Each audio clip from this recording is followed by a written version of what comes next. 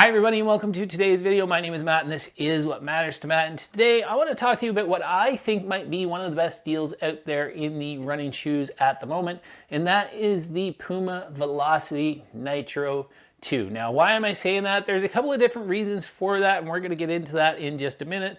First off, I want to go over just a couple of the specs. Not going to bore you with those too long. And then we'll go over just a couple of the likes.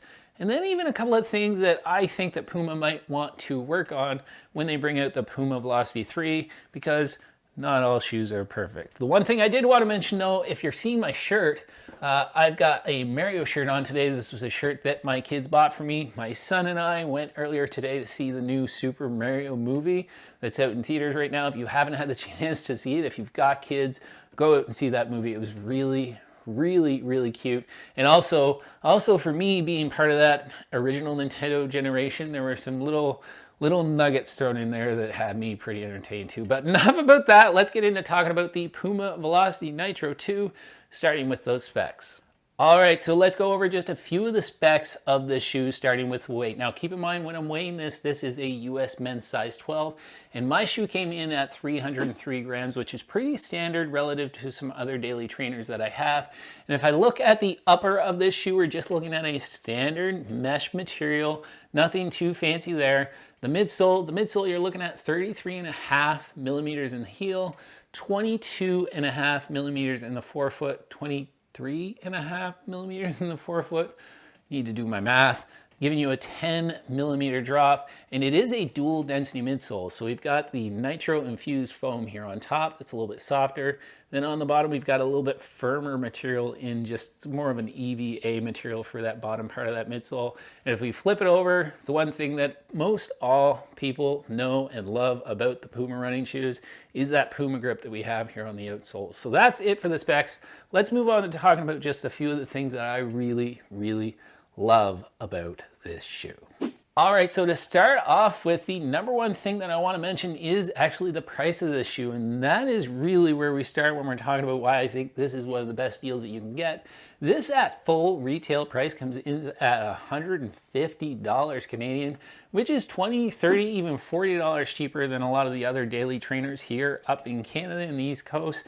Now, I would say that right now, since that shoe has been out for almost a year, maybe a year now, you're able to find a lot of deals on this shoe. I was able to pick it up at a local sporting goods store and get about 30% off. And if you look at the Puma website, they're consistently putting most, if not all, of the running shoes on sale. And the second thing that I like about this shoe is that dual density midsole. Now, they start off with that nitro infused foam up top here that's nice and soft and gives you a good amount of energy return relative to other daily trainers that are out there. And I know a lot of other companies have caught on to this idea of a dual density midsole as well. They put that second layer down there. It's a little bit more of an EVA. Again, if I'm wrong on that, comment in the comment sections, but it's firmer and it offers a little bit more stability in the shoe. Now, it's in no ways a stability shoe. It's definitely just a neutral daily trainer, but it does offer some stability, and it also adds to the durability of this midsole. So number two is the midsole. And the third reason to buy this shoe, and most obvious because I think it comes up in a lot of the Puma shoes, is that outsole, the grip on this Puma shoe. Now, I was running in the, it's there on the shelf, the Nike Pegasus Trail 4 Gore-Tex throughout a lot of my winter runs here.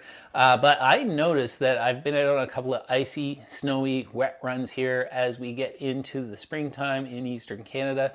And the outsole, the grip on this shoe is absolutely insane for a road shoe. I was just blown away. It actually was quite a bit better than the Pegasus Trail 4 Gore-Tex, which was absolutely no slouch. But one of the things that I really like about that is I am doing some trail running this summer. I am looking at getting into running an ultra marathon here later on in the summer after we get past that first marathon. And one of the things that I'll be doing a lot of as soon as that marathon is over is I'll be training on some trails. Now, we do have some more technical trails here on the East Coast, but we have a lot of trail that really doesn't need anything too technical. And I think if I'm going to be spending some road to trail time and I'm looking for a shoe that's going to be most comfortable on both, of course, something like the Pegasus Trail 4 Gore-Tex or the Pulsar Trail by Solomon over there are both going to be good shoes for that, but this is really going to be probably my go-to if it's going to be a light enough trail, because that outsole is definitely going to be able to handle some of those light trails. So number 3 is the outsole on this shoe, and it's just unbelievable. So I'm not going to say that everything is absolutely perfect about this shoe, and there are a couple of things you might want to watch out for if you're thinking about purchasing this shoe. Number 1 is that I found that this does run a little bit long, and I had heard that from some other reviewers. Now, if you watched some of my other videos, you might have heard me say that I usually wear a men's size 13. I tend to bounce between a 13 and a 12.5, but I knew that this ran a little bit long. If I could have gotten the perfect sizing for me, it probably would have been a 12.5. I optioned for a 12 because where I bought it, where it was on sale, they didn't have half sizes. So I went with the 12. Length is perfectly fine. I will say it might be a touch narrow, which might keep me from using this for long runs. Certainly more than comfortable for a daily trainer, but it does run a little bit long, so there is a chance that it's going to run a little bit narrow in order for you to get the right length on this shoe, but not a deal breaker for me. And the other one, which I found kind of odd, was the tongue of this shoe. It doesn't have a whole lot of padding, and if you're somebody who does more of a lace lock like I do this on all my shoes, whether I have to or not. I just like the lace lock, the runner's knot on my shoes, and that brings the lacing up just high enough where the top of this lace barely covers that, and I have to watch that when I'm in the shoe. I would kind of hope, I wish, that the tongue was maybe just a touch longer and maybe just a little bit more padding. The padding around the heel collar of this is definitely on par with other daily trainers out there. The padding in the tongue, there's enough of it, but when it starts creeping up towards, the lacing starts creeping up towards the top of that tongue, it is just a little bit thin. So those are the two gripes that I have, or the two small things that you might want to watch out for. Other than that, I think that this shoe is absolutely incredible. I think if you hunt around on the internet, you're going to be able to find this for a really good deal. I think you're not going to find a better shoe right now for a better deal when we're talking about daily trainers. That's it, guys. That's all I have to say. I am in love with the Puma Velocity Nitro 2. I was able to save some money and get myself a really good daily trainer that's going to carry me through a lot of my miles this summer. My name is Matt, and this is What Matters to Matt, and ultimately, what matters to me most is my family. I'll see you guys in the next one. Step 1, wake up early, gonna rise with the sun. Step 2, get some food in you. Step 3, think real hard about what you wanna be.